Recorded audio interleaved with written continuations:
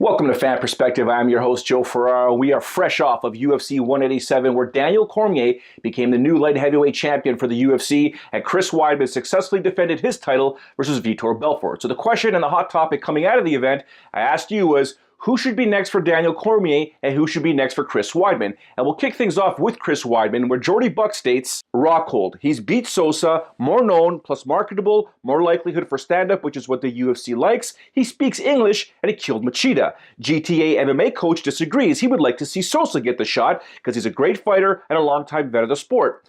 Then James McCarthy says, why Sosa? They have a number one contender who's healthy, deserving, and able-bodied, obviously referring to Luke Rockhold.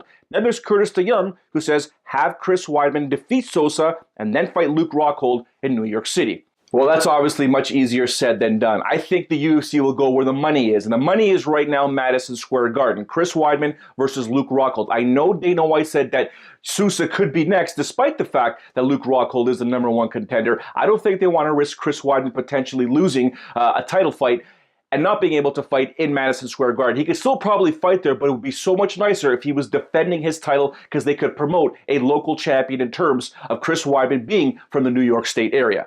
All right, let's move on to Daniel Cormier right now. Obviously, people want to see him take on Jon Jones, but we don't know what's happening with Jon Jones just yet in terms of his legal situation. So who should be next for DC? And right now we look over at BJTRDFF, who says Bader. Lack of other choices, plus there's heat behind the fight. Then there's Dustin_Long NJ, who says Bader, if he was matched up with DC before, then there's no reason he shouldn't fight him for the title. Chad of the Kings disagrees. He says the Bader fight is lame. Bader is awful. Gus is a good matchup, and there aren't a lot of worthy choices. I can't believe actually how many people recommended Gustafsson get this title shot. I also had people talking about Rashad Evans. Some people said Shogun Rua. Other people said the winner of OSP versus Glover Teixeira.